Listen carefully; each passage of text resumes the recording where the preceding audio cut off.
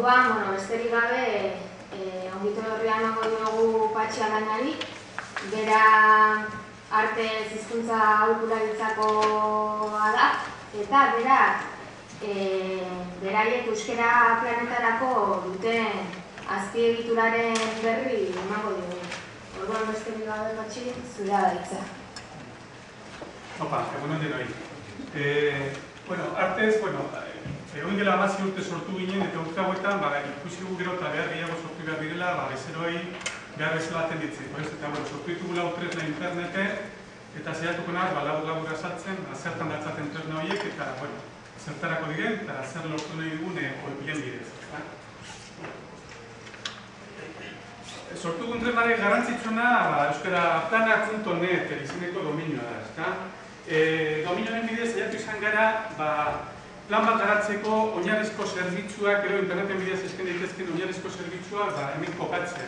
Eta egiteko lehio baten bidez zerbitzu guztiak eskure agarra izatea bezero, baitere teknikariek eta bezero. Hemen daude bi alderdi, bata teknikarien alderdia planak kudeatzeko eta bestetik bezeroaren alderdia berak bere datuak, bere eskaerak bideratzeko. Hemen, euskaraplanetan daude 5 atal, igual banan pasatu horrengo diapositiba. Lehenengo atala da plana bera, plana beraren kudeaketa. Hemen, daude alde batetik datuak. Planetan, datu asko manejatzen dira, gero eta gehiago. Enpresa handia bada, lani implikatuta dauden, zer helburu hartu dituzten, ze den bere ezagutza maila, bere ikasterak euskarari buruzkoak, banakako prestakuntza ematen da enpresa horretan, ze banakako prestakuntza jaso duten, noiz, zer lortu duten, urrengo banakako prestakuntzan zer lantzea nahi duten. Datu asko dago, gero eta gehiago, eta honen bidez, bai banakako prestakuntzaren datuak, taldekako prestakuntzaren datuak, baitere partaideak, nortzuten partaide, nortzut ja ez diren partaide planean, datu asko kudeatzen dira, da datuak, oso garantzitsua. Gero, urrengoan, daukagu hizkuntza egoera. Guke, urte asko eta gero, egin dugun horiteko neurgailu berezi bat, euskara plan bat neurtzeko. Badak izue askotan esan dute, kudeatzaile eta zuzendariek, ez bagara gai ebaluatzeko proiektu bat, lan bat, ez gara gai ondo kudeatzeko. Orduan, ebaluazioa da, oinarrizko tresna bat edozein gauza kudeatzeko.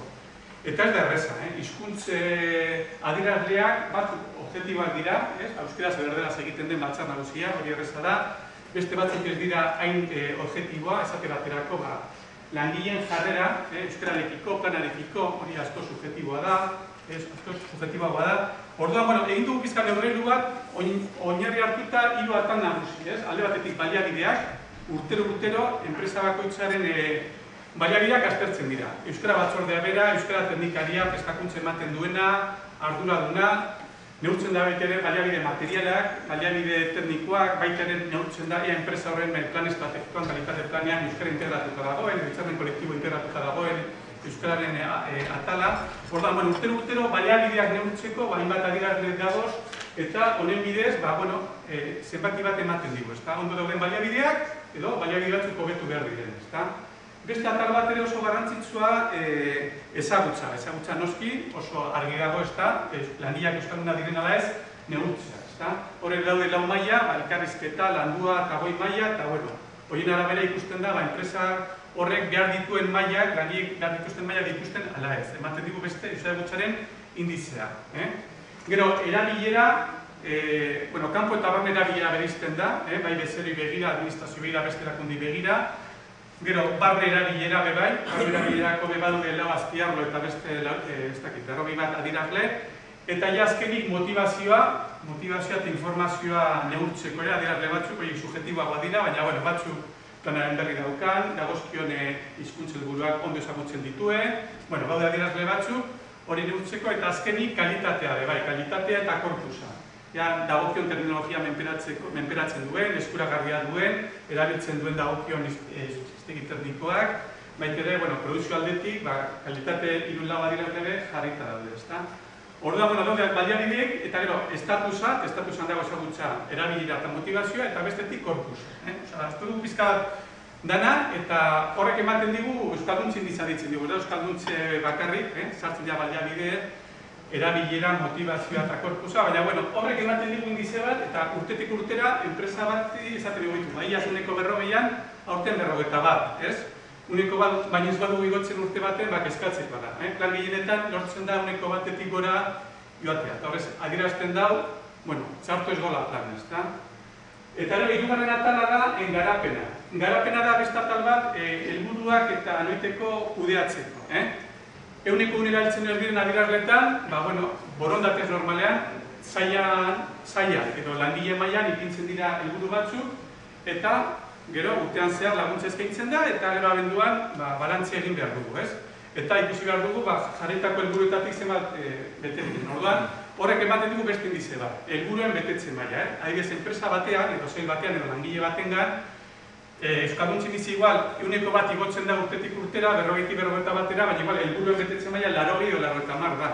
10 helburu jarri baditu, eta, bueno, 8 bete baditu, euneko 80. Guk, baloratzen dugu planak bi indize hauekin. Euskalduntzin bizi gora joan denala ez, eta gero noski, jarritako helburuak, kopuru esanguratzu izan behar da, helburu 2 edo 3 bitzi da, gutxienez, zail bakoitzean, 10-15, eta langile bakoitza 5, 6 helburu, zeiatzen gara animatzen ipintzen, eta helburuen betetzen maila. Bi horiek ematen digute plan adierazlea, eta honen bidez gestionatzen du.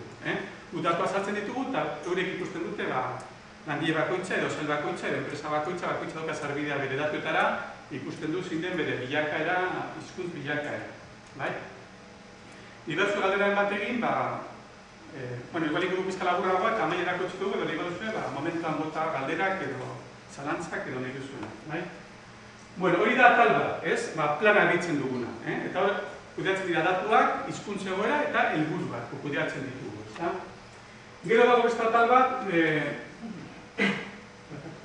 hiztegia. Hiztegia, garrantzitsua da, enpresa bakoitza bere hizkuntz terminologi propioa dauka, gero eta errezago da dela 40 urte tresna gutxi zeuden gaur hor dagoz paltean eta hainbat hiztegi egin dira, eta gero eskuragarri ditugu terminologiak behar dituguna. Baina beti daude berbak agertzen ez diren hiztegietan. Eta zoritzarrez, Euskal Herrian ez daukagu hizkuntz terminologi zerbitzu ez daukagu konsultak egiteko. Quebecen sortu zutenean hango hizkuntz zerbitzu barruan, dela 20 urte sortu zuten zerbitzu bat deitzen zenuen, bero Zeelanda frantsesez. Segituan, edo aste betera erantzuten zuten. Zerbitzu hori ez daukagu egun Euskal Herrian, daura gu gure bezeri eskaintzen diegu. Hor daukate konsultatzeko gure enpresa hiztegia, hor 50.000 termino dagoz, baina ez egotekotan konsultatzen dut interneten dauden hiztegitan, eta ez bada agertzen, bilaketa bakarrean egiten da. Bilaketa bakarrean begiratzen dute enpresako hiztegian, enpresako hiztegia dauka, ze hor sartzen da bere departamentuen izenak, bere teknologia propioa, bere lanpostuak, hori beti egiten du, enpresa baten hasten garenean lehen dabizi bere oinarrizko terminologia prestatu, moldatu, adostu eta sartzen du hiztegia. Orduan, bilaketa batean egiten dute, lehenengo ikusia uren hiztegian dagoen, eartezen hiztegian dagoen, interneteko hiztegietan dagoen, eta ez badago hiruretan ez badainen agertzen, 000, orduan bialtzen digute eta erantzuten diegu batetik bestera. Orduan, zerbitzu simple da, baina asko erabiltzen da. Hau da, edozein zalantza, argitu eta beti lehentasuna emanez enpresako hiztegiari. Ze berba batzuta bakizuen sinonimia da dela, bi hiru termino egon daitezke, euskal termino askotan agertzen da. Hombre, hori ez da gomendagarria. Enpresan erabiltzen da, gomendia langile guztiek baliokide bakar izaten. Eta horrekin lortzen duzu, enpresako hiztegia lehenentzita dagoenez, beti agertuko da lehenengo enpresan hobetzetako berba. Orduan, hiztegia eta batez ere kontsulta. Hori oso beharrezkoa dator egun. Gero dugu beste atal bat estilo liburua. Askotan, egiten enpresa guztietan ereduak oso ohikoak izaten dira. Gutuna, gutunak egon daitezke 10 gutun, materiala eskatzeko, materialekin batera faktura ordaintzeko, egon daitezke 10 gutun, egon daitezke 4 imprimaki, egon daitezke hainbat orduan, hori be, saiatzen gara enpresetan nahiko harin egitea estilo liburu, hau da, begirapelen dokumentazio guztia eta adostu gauza estandarrak, ohikoak. Jende askok erabiltzen dituena, modu zaharretan erabiltzen dutena. Horren, prestatzen zaio alde batetik irizpideak, letra aldetik, hizkuntzen kokapenan aldetik eta baita ere ereduak, baiek zabaltzeko, gutun hau behar dut. Zabaltzen duzu gorde honela eta erabiltzen duzu, ez? Bizkat, idazki, estilo, irizpide hori guztia bueno, pues horren bidez eskaintzen da.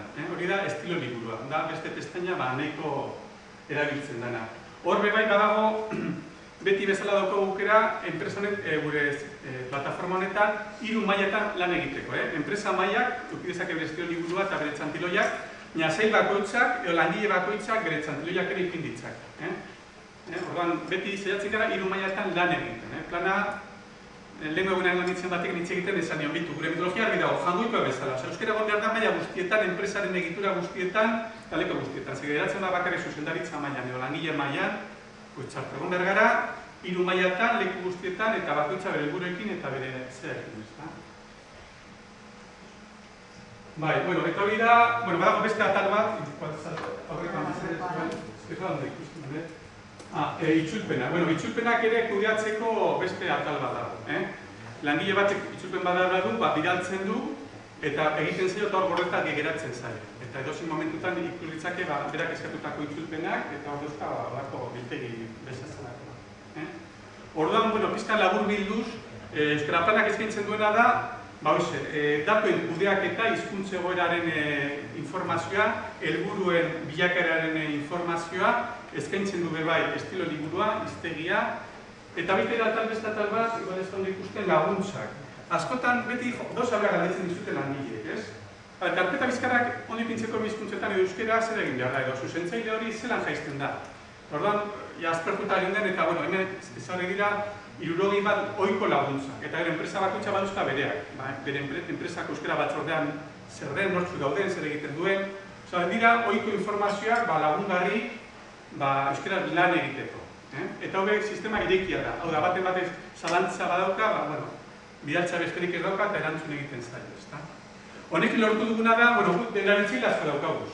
Entre enpresa handiak, ertainak, txikiak eta batez ere, dendari elkarte eta hirureun erabiltzaile baino gehiago ditu. Orduan, klaro, hau beharrezkoa zen be, pizkat hori ondo kudeatzeko, zerbitzu baten eskaintzeko, baina aldi berean personalizatzen duzu. Bai laguntzak, bai hiztegia, gauza orokorra, baina baita ere egokitua bakoitzaren egoerara.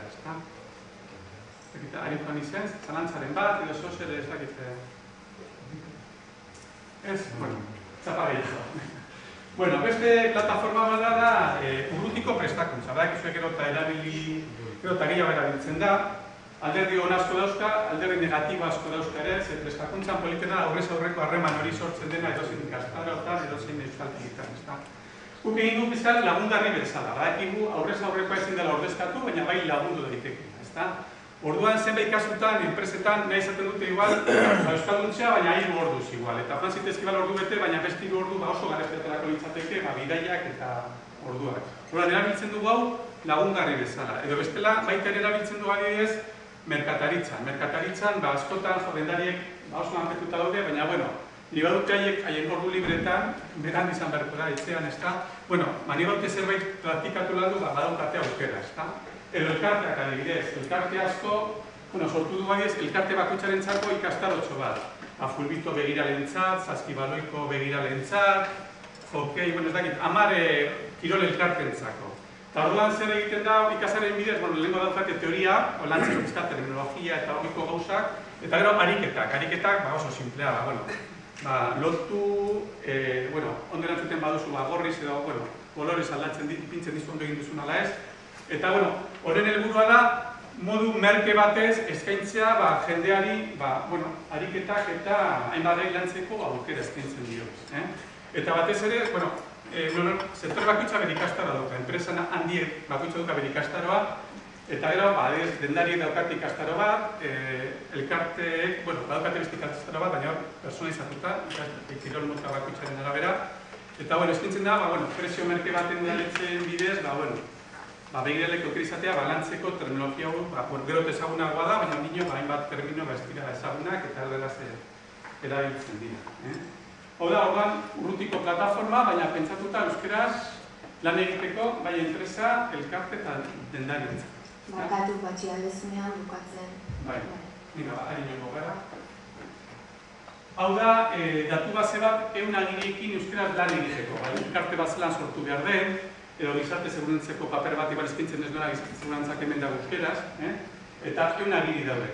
batzuk doinik lortu dira eta doinik jarri dira, edo batzuk egin ditugu eta doinik jarri dira eta baten bat kobratu behar da, amortizatzeko zerbitzu. Eta ja amaitzeko, prestakuntza.net. Hau gauza berria da, datorrean ningo dugu aurkezpena, da, bueno, leku bat, euskeraz ematen den prestakuntzaren berri jartzeko. Hau da, nahi bat ikastaro bat euskeraz jaso, informatikari buruz, begiratzeko aukera daukagu hemen. Hiru ataletan jarrita da, alde batetik zentroak, bestetik ikastaroak eta bestetik irakasleak. Hor daude ja 6 zentro eman dute euren izena, eta ja, zentro batzu hasi dira argitaratzen euren ikastaroak. Baina askotan egiten dira zentroek ematen dituzte ikastaroak neurrira. Orduan, ez da itxaron behar eta ez badago ikastarorik argitaratuta, badago behar aukera deitzeko zentroetara, zuek ematen duzue, bat jartzen du, zentro bakoitza zen motako ikastaroak ematen dituen. Eta gero badago atal bat ere jarri dugu irakasleentzat. Helburua litzateke euskeraz ikastaroak ematen dutenak, askotan da oso arraroa. Zenbakizko kontrola edo yoga edo ez dakit bizera. Askotan behar izaten dira irakasleak euskeraz emateko eta, ez daude zentrorik, ez dago referentziarik horiek topatzeko. Eta helburua da, ea publizitatearen bidez jendean keratzen da eta lortzen dugun, bai zentroak jagaude ja batzuk, gu eta, importantenak hemen badau ja, baina baita ere, irakasleak eta batez ere, euskeraz ematen diren ikastaroak, ez dakit, Donostian, datorren astean informatik ikastaro bat euskara, jendeak jakitero, ez da? Prestakuntza oso alor importantea baita enpresetan euskeran normalizatzeko. Euskeraz ikasten dena, euskeraz geratzen zaigulako, ez da? Galderaren bat, edo zezor nahi da euskara? Bueno, listo.